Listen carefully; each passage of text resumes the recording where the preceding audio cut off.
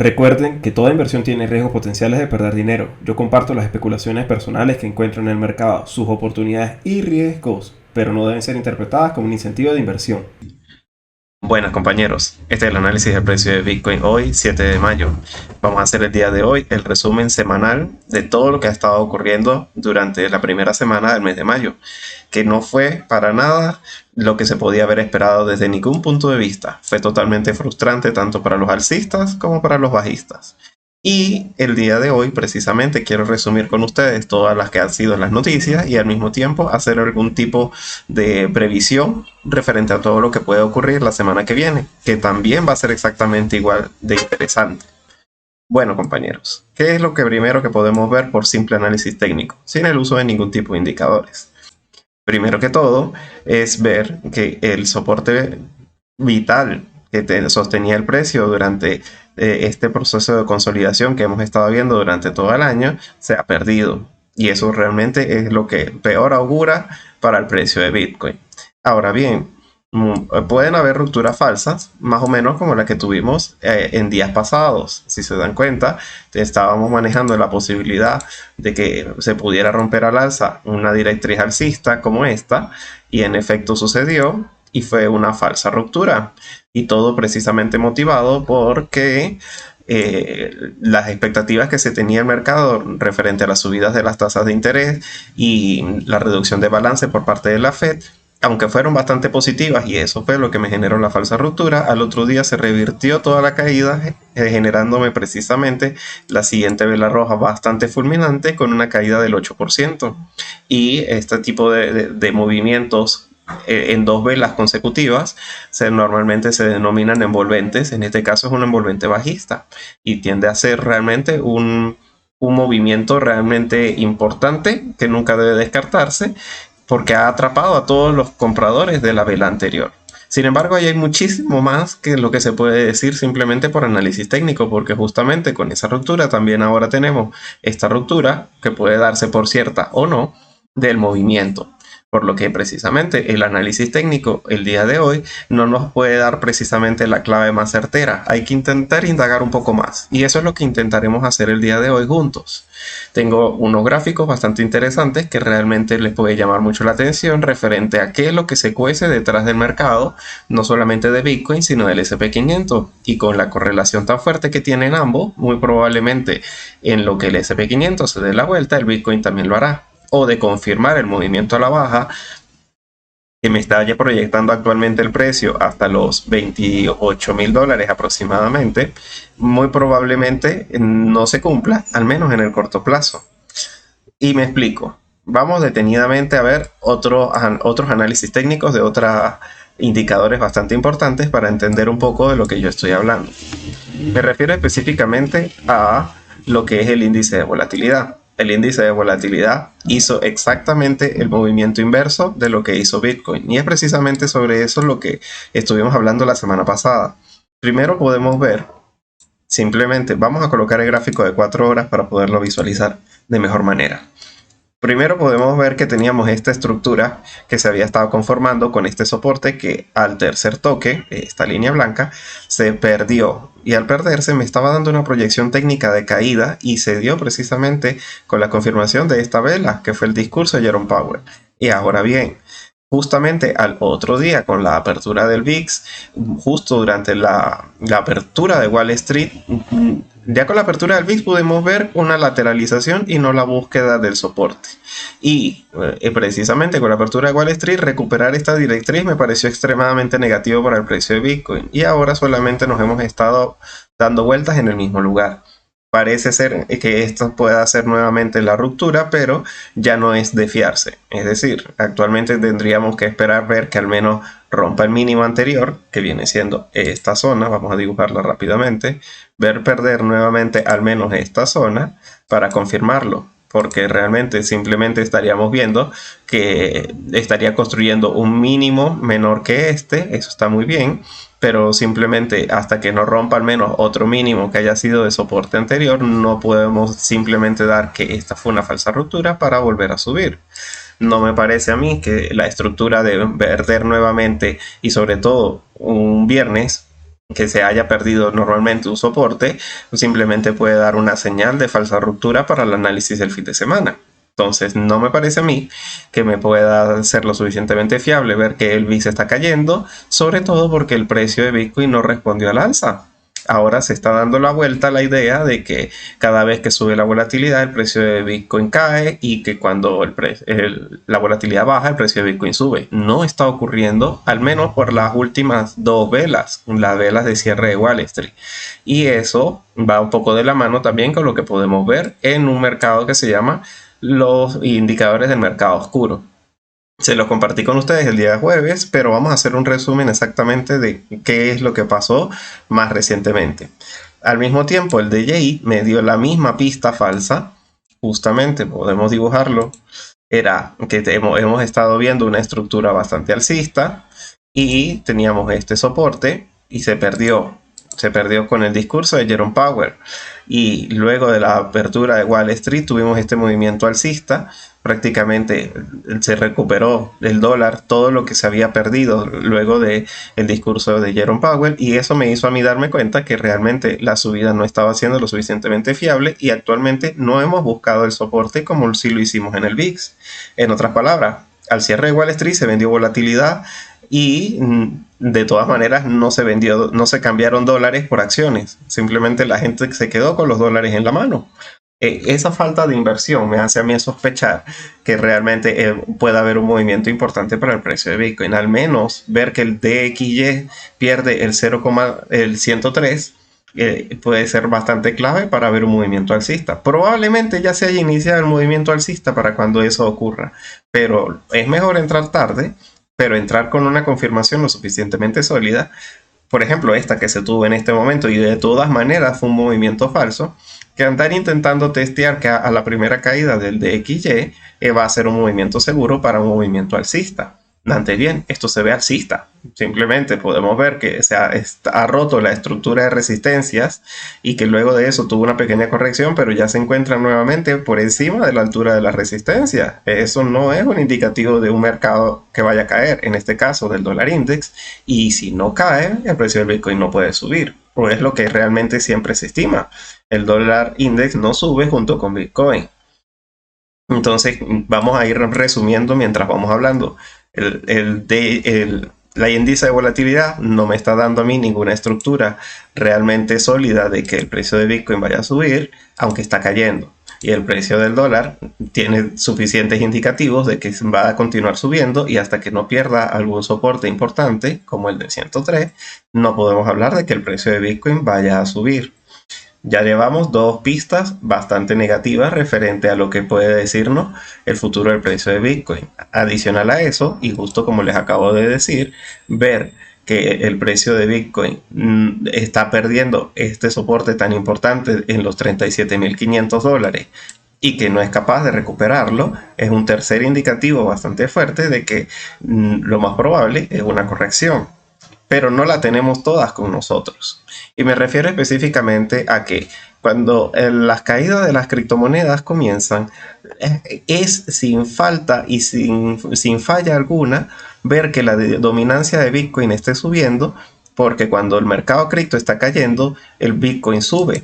Siempre funciona de esa manera. Y si bien nos damos cuenta de que prácticamente en el mes de mayo lo que hemos estado haciendo es caer. Y eso no tiene ningún sentido, y eso augura algo muy positivo para el precio de Bitcoin. La dominancia de Bitcoin, en vez de subir durante la corrección, lo que ha caído es un 2.5%. No tiene ningún sentido que Bitcoin caiga más que los demás en un proceso de corrección. Y no solamente hablo de la dominancia de Bitcoin, hablo de que se está comprando Ethereum más que Bitcoin. Eso lo puedo ver precisamente en el intercambio de Ethereum BTC, que también se está mostrando alcista. Es más, habíamos estado hablando de que en un proceso de corrección muy importante que pudiera haber en el mercado, se perderían soportes importantes, y lo que podemos ver es que se había construido este canal y ahora ese canal ha roto al alza. Y no tiene ninguna pinta de venir a corregir próximamente. La última resistencia importante la tiene en el 0,764. aproximadamente. Esta viene siendo la principal zona de resistencia. Y si tuviéramos un movimiento alcista muy importante, la siguiente resistencia se encuentra muchísimo más arriba, en el 0,781. Este movimiento en donde las altcoins responden mejor que Bitcoin en un escenario bajista no tiene ningún sentido. Al menos las criptomonedas principales como Ethereum y BNB están respondiendo lo suficientemente bien, y que la dominancia de Bitcoin esté cayendo frente a ellas me parece a mí que no augura una caída importante. Es decir, que realmente en esta oportunidad el mercado se encuentra sobrevendido. Vamos a ver. Entonces ya tenemos 3 vistas en contra, y la primera a favor es que el mercado de dominancia no me está dando a mí la pista de que se venga una corrección realmente significativa. Antes bien, tienen toda la apariencia de encontrarse en los puntos en donde el mercado aún se soporta de una manera alcista. Me refiero a las altcoins. Desde que comenzamos el año, vamos a verlo nuevamente en una temporalidad un poco más grande para que se me entienda un poco mejor. Cuando comenzamos el año, si se dan cuenta, estábamos en un punto bastante mínimo de la dominancia y todas las altcoins estaban volando. No estábamos en un proceso realmente significativamente bajista. El proceso bajista sí en efecto comienza como a partir de noviembre, pero aún así la dominancia de Bitcoin siguió cayendo porque muchas altcoins eran más las que estaban subiendo que las famosas que estaban cayendo. Ahora bien, justamente estos son los movimientos alcistas de la dominancia de Bitcoin que auguran correcciones realmente significativas, y es que todo el año estuvimos cayendo hasta marzo. En marzo, ¿qué ocurrió? La reunión de la Reserva Federal. Vámonos al 15 de marzo específicamente. Ya aquí estábamos viendo una estructura de máximos decrecientes, y a partir de aquí se comienza a caer la dominancia de Bitcoin. Y es que no es que cuando cae la dominancia de Bitcoin, Bitcoin cae, al contrario. Aquí fue donde comenzamos a salir desde los $34,000 hasta los $48,000 en este proceso pequeño de corrección de la dominancia de Bitcoin. Y Bitcoin fue obviamente la que menos subió, que por eso es que cae su dominancia. Las demás altcoins volaron por las nubes nuevamente, dando unas excelentes oportunidades de compra al que compró en mínimos. Pero ahora bien, ¿qué es lo que podemos ver? Que justamente a partir de abril ya se había alcanzado el mínimo. Aquí esta vela pequeña fue la mínimo que ya cuando comienza nuevamente Bitcoin a corregir y todas las altcoins a corregir. Y si se dan cuenta, estábamos atrapados en un lateral en la dominancia, pero era Bitcoin el que estaba cayendo menos que los demás. Y ahora, ¿qué es lo que podemos ver? Precisamente todos estos movimientos realmente un poco fuera de lo normal. Bueno, podemos ver la ruptura de ese triángulo de consolidación del precio, podríamos decirlo así. Se rompe al alza. El objetivo técnico es cumplido, casi, prácticamente. Podemos ver que le faltó poco para llegar al objetivo en la dominancia, pero de todas maneras ahora se está devolviendo y hay que ver cómo responde nuevamente la zona de soporte. Pero buscar la zona de soportes debería estar implicando un movimiento bastante importante al alza, tanto para Bitcoin como para las altcoins, y no es así. Esto realmente es un punto positivo para el precio de Bitcoin, ver que su dominancia, aunque está cayendo, su precio no está respondiendo al alza, ni en las altcoins ni en Bitcoin. Eso realmente no tiene mucho sentido. Se supone que la dominancia tiene que subir para que Bitcoin caiga menos que los demás, y precisamente ver un proceso de corrección bastante importante en las altcoins. Y no es eso lo que se debe ser, un proceso bajista. Cerca de un soporte me parece bien, pero precisamente es ver que se devuelva al alza donde podemos preocuparnos. Actualmente simplemente estamos buscando un soporte. Eso me parece a mí que es una clave bastante importante que tenemos que tener en cuenta. La dominancia no nos está dando la pista de un mercado en corrección, la de Bitcoin, porque la dominancia que sí ha estado subiendo como si no hay un mañana es la del dólar, y eso realmente es lo que puede ser que al encontrarse el techo, así como Bitcoin está en soportes, el dólar está en techos que se han alcanzado muy pocas veces. Si se dan cuenta, a partir de estos puntos es precisamente en donde con estos dólares que ya se encuentran en su mayoría,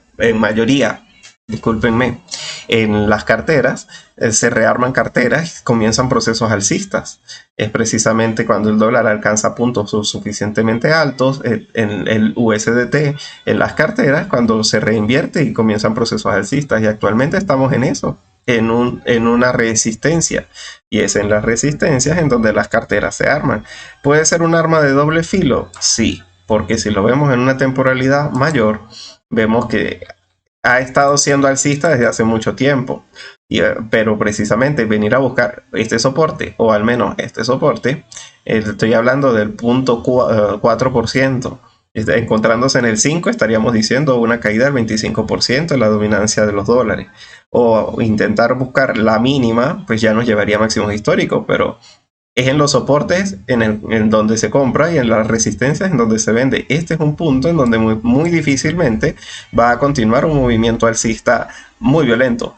Simplemente se encuentra en un punto en donde probablemente se consolide. Entonces ya tenemos dos mercados en dominancia que nos dan la pista de que las probabilidades de que Bitcoin continúe cayendo con fuerza no son tan evidentes. En las zonas de resistencia es en donde se vende, y más bien ver que el dólar se ubicase por encima del punto 5.6, sí me podría decir a mí que es un momento de preocuparse, porque al encontrarse en máximos históricos es en donde precisamente uno puede comenzar a decir que las resistencias fallaron y va a seguir subiendo. Pero en zonas de resistencia no es en donde uno comienza a pensar en salir corriendo. Entonces podemos ver que el dólar está sobrevaluado.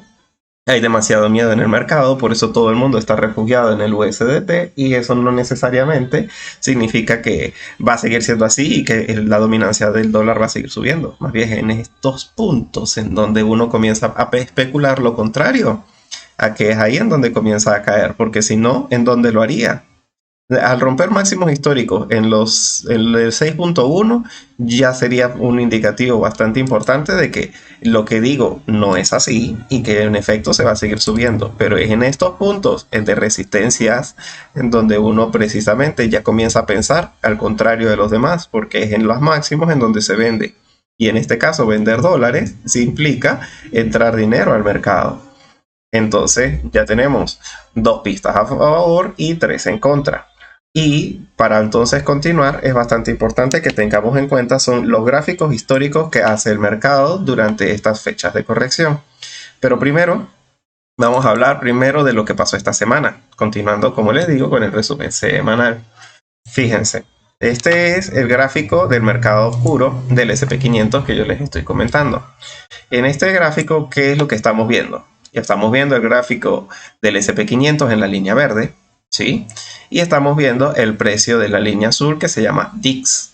Este DIX son las compras que se realizan en el spot de los activos del S&P500. Es decir, aquí no estás comprando el índice, aquí se están viendo las compras reflejadas de los activos que componen el índice. Y cuando esa línea se encuentra por debajo de este punto imaginario, que es más o menos una línea del 50%, cuando se encuentra por debajo significa que son más las ventas que las compras.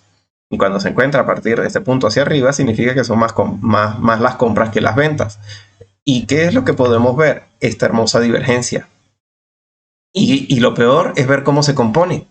Es decir, ver que entre más se cae, más se compra. Y en la zona donde regresa el SP500 a los 4.300, cuando se regresa a los 4.300, venden un poquito. Pero cada vez que el precio regresa muy cerca de los 4.000, es decir, esos son los 4.300 y ahí se vende, y cada vez que regresa cerca de los 4.000, vuelven a comprar a saco. Y cuando se vuelve a encontrar cerca de los 4.300, venden una parte de lo que están comprando. Y ahora que se encuentran nuevamente cerca de los 4.000, están comprando a saco. Ya estas son zonas de compra bastante fuertes para el mercado del DIX, es decir, de este mercado oscuro. Y esto significa que realmente las caídas las están comprando y las están comprando a saco. Entonces, ¿por qué el precio no responde al alza cada vez que compran si lo que venden es menos que lo que están comprando? ¿Por qué? Aquí lo están manipulando las manos que manipulan realmente tanto el precio de Bitcoin como el del oro, como el de todos los mercados, y son los mercados de futuros. Es decir, cada vez que ellos se están exponiendo con estas compras, simultáneamente están comprando VIX, están comprando volatilidad, de manera de que están al alza en los activos en los que ellos creen que van a sobrevivir en un mercado bajista, y luego compran compran el VIX, que es el índice de volatilidad, por si el mercado cae, y tienen una cobertura frente al escenario en donde estén equivocados. Y cada vez que compran más VIX, porque están aumentando su exposición a riesgos de mercado, y el mercado vuelve a caer. Y nuevamente está continuando una y otra vez el ciclo. De manera que opción A, en algún momento van a vender VIX y el precio de Bitcoin va a tener un movimiento importante. Vamos a verlo exactamente. Me refiero específicamente a que este VIX, que se encuentra prácticamente en máximos históricos, porque no es difícil ver un VIX que se permanezca mucho tiempo por encima del 20, y ya este año nos hemos acostumbrado a que el 30 y 35 es el techo, cuando realmente esos son zonas de cataclismos prácticamente. Y es precisamente porque, como no se fían de los movimientos, compran acciones y compran VIX. Y cuando en algún momento se da la vuelta, venden el VIX, y eso mismo genera que el mercado suba. Porque cuando se compra este índice, ellos no... Es como precisamente a intentar entender que el VIX en sí mismo es un índice que le va a dar ganancias a los que apuestan a que el mercado cae. Y si ellos no hacen algo al respecto, cuando el mercado cae, arruinarían el sistema. Y entonces, ¿cómo funciona el VIX para que no se arruine a sí mismo? Es que cuando la gente comienza a invertir en volatilidad y comprar acciones por si el mercado cae, el mismo índice vende las acciones del S&P 500 que tiene para prevenir que ese evento ocurra y tenga que darle una contraprestación muy grande a las personas que están invirtiendo. Entonces, cuando se compra volatilidad, el mercado cae automáticamente porque es el mismo índice el que lo vende. Y cuando se vende VIX y ocurren estas caídas, es precisamente que el mercado sube, porque se supone que al vender volatilidad, los que están invirtiendo en ella, ya sea en ganancia o en pérdida, el índice se ve en la obligación de rebalancear su cartera y vuelve a comprar S&P 500. Entonces, constantemente es un movimiento en donde si se vende volatilidad, el S&P 500 sube. Y si se compra volatilidad, se están cubriendo frente a escenarios bajistas, y es el mismo índice el que vende el S&P 500. Entonces, es exactamente el movimiento que está ocurriendo en las alcantarillas del mercado, por llamarlo de alguna manera. Están comprando en el spot y están comprando VIX. Y simultáneamente el VIX está vendiendo S&P 500 una y otra vez, cada vez que se están cubriendo frente a la volatilidad, dándole entonces nuevamente muy buenos precios a los que están comprando en la parte de abajo, pero no están vendiendo lo suficiente en la parte de arriba del S&P 500. Lo que están es comprando VIX y derrubando el precio nuevamente, generando cada vez movimientos alcistas y resistencias rotas al alza en el VIX. Esa es la pista que se puede intentar interpretar. Que si se están preparando para una caída, el mercado nunca cae cuando tú estás extremadamente preparado. Un excelente ejemplo fue aquí. Justo luego de que Jerome Powell dio su discurso y el mercado dio ese movimiento al alza importante, todos vendieron volatilidad porque ya no tenían miedo de que el mercado fuera a caer. Y ¡zas! El mercado cayó y efectivamente las coberturas se reabrieron con mucha fuerza. El mercado no está preparado para tener una caída significativa como para lo que todos se están preparando. Y es precisamente porque el índice del VIX se encuentra muy alto y hay gente que está comprando en las caídas. Estas caídas no se están dando por ventas en el mercado de spot, en el S&P 500. Se están dando precisamente por ventas que tiene que realizar el índice, ya que todo el mundo está comprando volatilidad y el índice se tiene que prever frente al escenario de una caída significativa del mercado. Y lo mismo está ocurriendo en el caso del S&P 500 y cómo funciona. Ahora, el Bitcoin me dice exactamente lo mismo. Fíjense, me refiero específicamente. Estas son las posiciones en corto que se encuentran en Bitfinex. Es un gráfico que se le puede hacer el mismo análisis técnico que podemos ver en cualquier otro exchange. Es decir, Así como funciona Bitfinex, Bitfinex es una muestra representativa de cómo funcionan las posiciones de futuros para el Bitcoin. ¿Qué es lo que estoy viendo aquí? Que la gente cada vez se está cubriendo más frente a un escenario bajista y que precisamente el 4 de mayo, luego de la conversación con Jerome Powell, fue que por fin vimos la ruptura de este canal al alza y este canal alcista. Y ver esta ruptura me podía haber llevado a pensar que el precio de Bitcoin iba a subir con fuerza porque iban a acorralar a esas posiciones bajistas y que apenas estábamos en el trayecto de buscar nuevos resistencias al alza en el precio de Bitcoin y precisamente caídas en las posiciones a la baja. Y no fue así, se recupera el canal y más bien el día de ayer lo toca prácticamente hasta máximos del canal para actualmente ver que en esta zona de mínimos se están cerrando posiciones de cobertura. Este gráfico prácticamente lo que me intenta decir es lo mismo que el VIX. Es decir, la gente se ha estado cubriendo con bastante fuerza, prácticamente si extiendo las líneas, desde las resistencias que se conformaron a finales de marzo, buscando precisamente subir. Claro, no es fácil que haya tan poca exposición, es decir, por debajo de este punto es muy difícil realmente que el mercado sigan comprando coberturas a la baja porque opción A ya se encuentra muy abajo o opción B, nadie crea que el mercado vaya a bajar. Cuando el mercado se encuentra con tan pocas posiciones a la baja, normalmente lo que hace es subir. Todo el mundo precisamente está cubierto frente a un escenario bajista y el mercado nunca cae con fuerza cuando hay muchas coberturas. Este es un tercer punto y en conclusión llevamos entonces 3 alcistas y 3 bajistas. Este tercero alcista es el mercado nunca cae cuando todos están cubiertos y todos están cubiertos. Y mientras este canal no se rompa a la baja, no podemos decir que nos vamos a ir a unos fuertes movimientos, ya sea al alza o a la baja. Ya vemos que esta última vez que se rompió fue precisamente, se descubrieron y ¡zas! Cayó. Pero puede ser que más bien lo natural es que se rompa a la baja y precisamente el proceso sea acorralar las posiciones a la baja y precisamente a partir de ahí comenzar un ciclo alcista. Esas dos ideas van muy de la mano. Tanto el SP500 como el Bitcoin se encuentran totalmente manipulados por lo que está ocurriendo en el mercado de futuro. Por eso, como lo escribí en mi Twitter está en la descripción de este video, es bastante importante ver que Bitcoin se está convirtiendo en un mercado de papel. Porque durante todo el año cada vez son más los Bitcoin que se sacan de los exchanges y se llevan a carteras frías de ballenas y el Bitcoin no hace sino caer. Y son dos cosas opuestas. Se supone que la escasez genera aumento en los precios y en este caso la escasez genera caída en los precios. Es porque el Bitcoin se ha convertido en un mercado de papel, al igual que todos los mercados financieros actuales. No significa que deba continuar mucho tiempo más en ese escenario ocurriendo, pero es lo que está en la mesa. Y frente a eso, pues me llama mucho la atención que hay que tener las precauciones bastante tomadas. Es decir, no se puede considerar entonces que Bitcoin vaya a subir en el corto plazo, porque lo que está buscando con las compras en el spot es precisamente holdear para siempre. Pero para siempre con la palabra para siempre bien subrayada.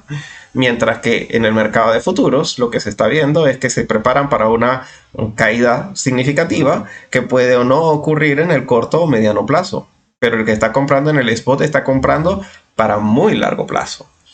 Ahora bien, ¿cuál es exactamente mi previsión en frente a un escenario en donde van un partido de fútbol 3-3? Y tendría que entonces ver cuáles son las estadísticas que normalmente condicionan el mes de mayo. Porque ya estamos viendo que a nivel técnico estamos exactamente acorralados. Mercado de futuros me da una dirección, el mercado de spot me da otra dirección y la dominancia no termina de definirse porque tanto la del USDT debería estar cayendo porque está en resistencia y comprando Bitcoin y criptomonedas porque está en mínimos y no lo hace. El mercado de la dominancia de Bitcoin me está intentando decir que todavía queda un ciclo alcista porque se ve que está perdiendo soportes. Un partido de fútbol totalmente empatado. Me voy entonces a fiar de las estadísticas. ¿Qué es lo que ocurre normalmente en los meses de mayo? Normalmente en los índices americanos.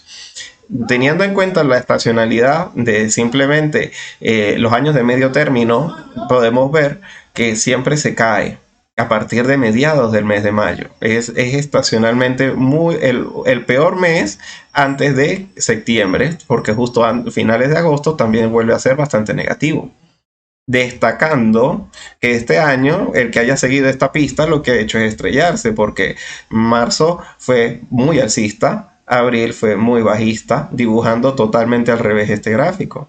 Y suponiendo ese escenario, ya mayo va bastante bajista y no podríamos destacar entonces que más bien tuviera un movimiento alcista, dado las estadísticas vistas en este año, pero eso no es tan representativo lo que hace un año referente a lo que ha hecho históricamente. Históricamente, lo que ocurre es que a partir aproximadamente de mediados de mayo ya comienza el mercado a mostrar unas fuertes debilidades. Y justamente a partir de ahí se tocan unos mínimos y se entra en un lateral que prácticamente se vuelven a ver los máximos alcanzados durante este mes es a finales de agosto. En un mercado de lateral, realmente un cambio de manos tanto de acciones como de dinero que no va a ninguna parte. Entonces, estadísticamente, el partido sigue empatado. Siempre en los años de medio término ocurren estos laterales que no terminan de dar ninguna pista de tendencia y es mejor enfocarse en el trading que en las inversiones a largo plazo. Y el que está pensando a largo plazo está pensando a muy largo plazo. Y las mejores zonas de compra, como ya les he comentado en otras oportunidades con este gráfico, la conseguimos es en la reunión de Jackson Hole. Esta reunión que se da aproximadamente el 28 de septiembre es en donde la Fed hace un resumen anual y hace unas proyecciones a varios años vista, y es aquí en este 28 de septiembre en donde normalmente ellos o se retractan de posiciones negativas para el mercado. No es que van a bajar las tasas de interés, pero al menos precisamente tienden a calmar las aguas que han estado generando durante el año. Y es precisamente por eso que el último trimestre, estacionalmente y estadísticamente, como es este gráfico, termina siendo extremadamente alcista, dando las reales zonas de compra para el spot aquí. Lo demás es trading. Y me sigue diciendo que el mercado está empatado 3-3 todavía, y podríamos decir que se puede definir a la baja probablemente a mediados de mayo. Ya sea que el mercado de futuros, tanto del Bitcoin como del VIX en el S&P 500, terminen de definirse y precisamente a partir de ese punto ya se tenga una tendencia. Porque como se puede ver, estadísticamente es bajista, pero simplemente sería esperar a ver cuál termina de ser la respuesta. Eso significa que esta semana es en donde precisamente todo se define, porque esta semana viene siendo la segunda semana de mayo y justamente a partir de ahí es en donde se puede definir una tendencia. ¿Qué es la clave que puede definir entonces la tendencia? Este viernes 12, justamente este 12 de mayo, no estoy seguro si es viernes, es en donde se va a publicar el dato de la inflación en los Estados Unidos, que es lo que tiene a todos a las 12 de los cabellos, porque mientras la inflación siga subiendo, la Fed va a seguir subiendo las tasas de interés y bajando el balance. Y precisamente un dato de la inflación que se muestre por debajo de lo esperado puede ser clave y cumbre para que todas esas posiciones a la baja se cierren y esto comience un ciclo alcista fuertísimo. Anticiparse a que esto va a caer porque estadísticamente eso ocurre puede ser muy malo. Ahora bien, donde el dato de la inflación muestre que la inflación no ha remitido y que se alcanzan puntos por encima de lo esperado, estas caídas van a ser pequeñas para lo que se va a ver. Todo el mercado lo más probable es que se siga contrayendo cada vez más, esperando ese dato y tal vez con algunos bandazos, intentando liquidar posiciones, pero nunca ningún movimiento tendencial hasta que ese dato, que precisamente lo vamos a encontrar y que conveniente como estadísticamente siempre ocurre lo mismo, va a terminar definiendo el mercado, y en este caso va a ser el de la inflación. En otras oportunidades es el dato de empleo o siempre se consigue alguna excusa perfecta para, en este caso, caer. Pero este año, y viendo que ha estado todo ocurriendo al revés, tenemos a nuestro favor el hecho de que en estas mismas fechas se va a dar el dato de la inflación, y que, como les digo, va a ser el determinante para el ciclo, definir el ciclo en el mercado en donde estamos. Si nos encontrábamos en un ciclo alcista con correcciones, o si estábamos en un ciclo bajista y no lo queríamos aceptar y vamos a seguir cayendo con fuerza. Un poco de la mano con eso, quiero mostrarles este otro gráfico, es ver en dónde nos encontramos, pensando en años vista y ayudando un poco con la idea de lo que está ocurriendo con el mercado del spot de Bitcoin, que como les digo está en mínimos históricos. Nunca antes habían estado tantos Bitcoin en wallets frías en manos de ballenas y el precio no sube. Claro, no sube, pero es porque si estamos pensando en años vista, este es el punto en donde nos encontramos en estos momentos, justo al comienzo del segundo año de gobierno en los ciclos electorales de Estados Unidos. Este es el mismo gráfico, pero llevado en gráfico de barras del anterior y mostrando los 4 años independientemente. Bien, podemos ver que nos encontramos en el peor cuatrimestre de todos los que podemos ver durante el año electoral. Y pues si es en mínimos en donde se compra, el que está pensando a 4 años vista está comprando bien. Pero solamente el que está pensando a 4 años vista, el que está comprando para dentro de 15 días o para dentro de 6 meses, no está ni cerca. Pero ¿qué ocurre? Este es el peor trimestre de todos lo que es el ciclo electoral. El siguiente no es nada bueno, es prácticamente un lateral con un 0,5%. Y fíjense lo que viene justo después, los mejores de todos los ciclos de 4 años. De manera que desde octubre hasta abril, octubre del 2022 y abril del 2023, esto es la fiesta. Esto es la fiesta. No significa que vamos a alcanzar unos máximos históricos y que no los vamos a ver en mucho tiempo. No, pues la bolsa sigue subiendo, pero sube poquito. O simplemente no todos los sectores suben, pero la mayoría lo hacen de una manera significativa. Los más significativos ocurren en este punto. Entonces, el que está comprando en este punto sabe lo que está haciendo, pero a mucho tiempo vista. Y el que precisamente está pensando en octubre hasta abril, de todas maneras sigue teniendo oportunidades. Es decir, a partir de este punto, hacer un DCA con planes de vender en octubre y en diciembre, mientras no sea con una parte significativa de la cartera, estaría muy bien. Pero es precisamente frente a este punto en donde uno piensa en el muy largo plazo, viendo precisamente que se encuentra a años vista en un mínimo histórico. Un poco de la mano con lo que está ocurriendo y que hay que tener en cuenta son las subidas de las tasas de interés de la Fed, y para eso tengo este gráfico. Ya lo he compartido con ustedes, pero quiero refrescarlo muy rápidamente. Ya estamos confirmando que las subidas de las tasas de interés reflejan esta línea azul eléctrico, y es precisamente eso lo que nos tenemos que temer. Es decir, cada vez que se suben las tasas de interés con fuerza, aquí tengo la descripción de cómo funcionan los colores, pero vamos a enfocarnos en lo que está ocurriendo este año. Este año es esta línea de acá. Todas las veces que se suben las tasas de interés por encima de 25 puntos básicos y que se suben en todas las reuniones sin falta, tal cual como Jerome Powell nos dijo que lo iba a hacer, este es el movimiento que hace el mercado. Absolutamente nada en 24 meses. 24 meses de lateral, en donde precisamente hasta 6 meses después, donde se consigue las subidas de interés, es en donde se alcanza un techo local del mercado para a partir de ahí caer. Y si comenzamos la subida de tasas de interés en marzo, podríamos decir que en septiembre, octubre, lo más cercano, podríamos decir que estamos viendo algún techo local, y a partir de ahí ver que siguen los problemas, al menos hasta que detengan las subidas de las tasas de interés. Es por eso que no se puede pensar en que vamos a tener un movimiento alcista tendencial e importante como los que tuvimos en 2021, de paso año del halving, sino que más bien a partir de que se comienzan subidas de tasas aceleradas, lo que siempre se encuentra estadísticamente en el mercado son unos laterales espantosos, con caídas en el medio bastante significativas. Es a los 24 meses en donde terminamos en el mismo lugar en donde empezamos. Que las otras líneas que se ven en este gráfico no son tan significativas porque no es nuestro escenario, pero vamos a nombrarlas.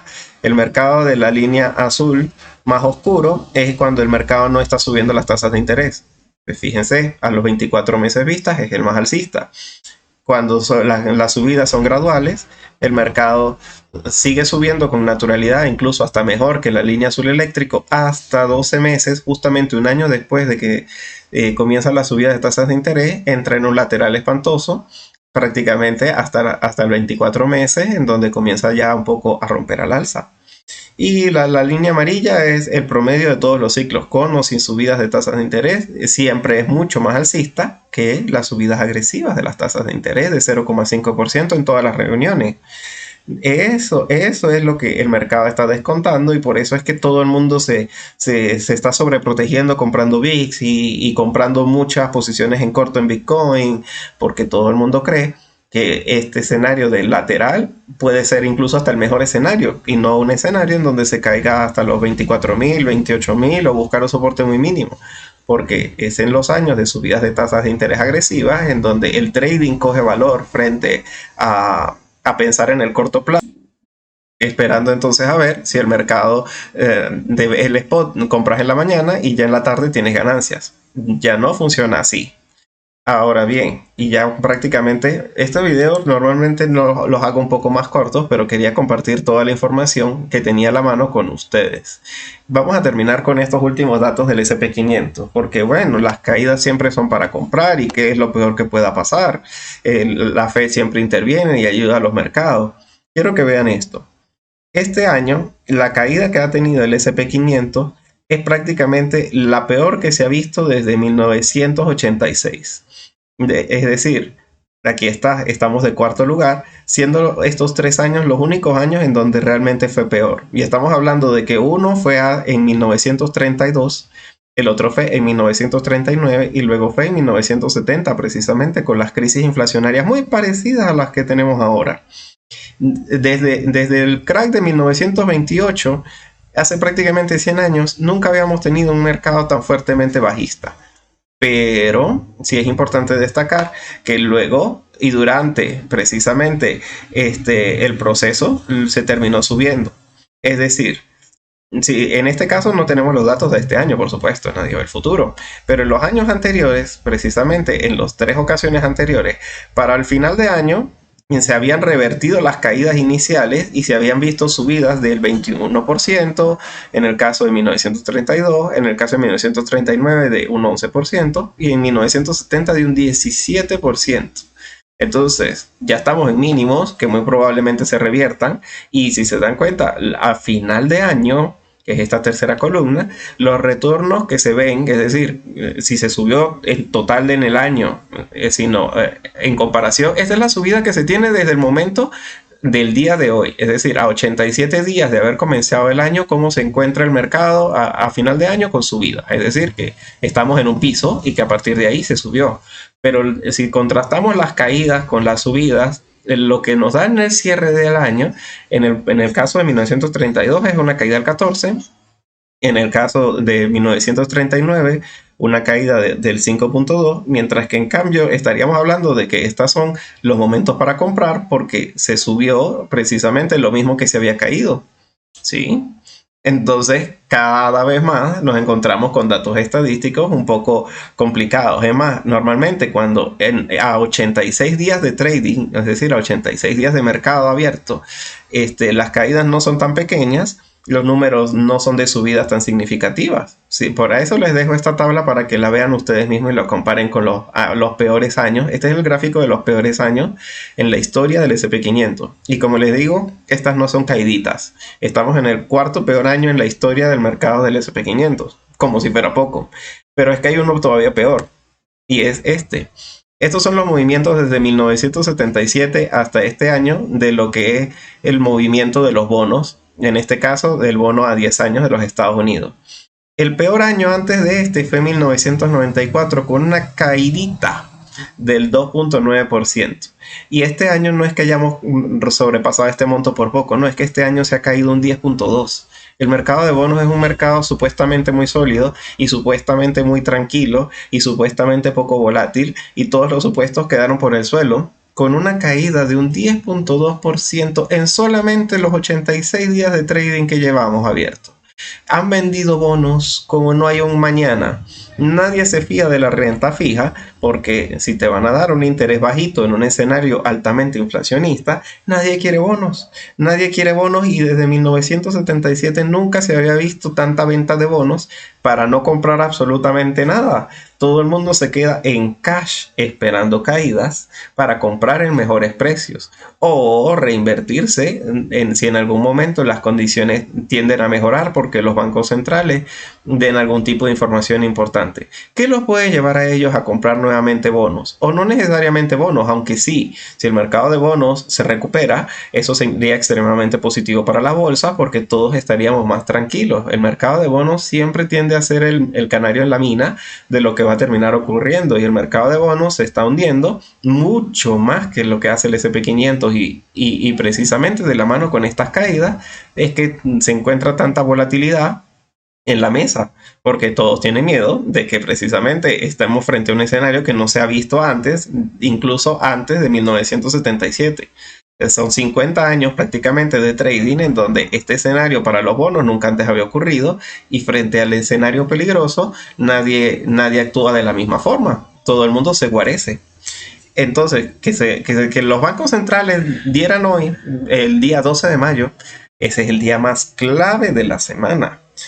Si el día del 12 de mayo terminan diciendo que precisamente la inflación está redimiendo con ese dato que van a dar, van a comprar bonos como si no hubiera un mañana y este número se va a revertir.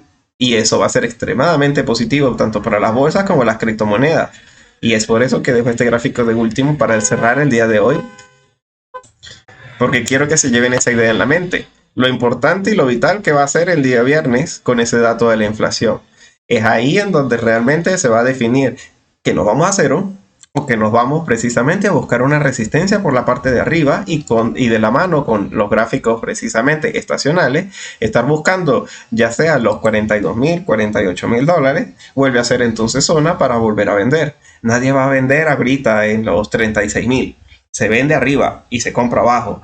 Comprar en los 36.000 es seguro. Pues ya estamos viendo a lo que nos estamos enfrentando, a cosas nunca vistas desde casi una década en el caso del S&P 500 y a cosas nunca vistas en 50 años en el caso de los bonos. Vamos a suponer que entonces las caídas son para comprar así seguro. Pues vamos a intentar buscar alguna serie de confirmaciones macroeconómicas y perseguir precisamente lo que son nuestras estrategias de trading.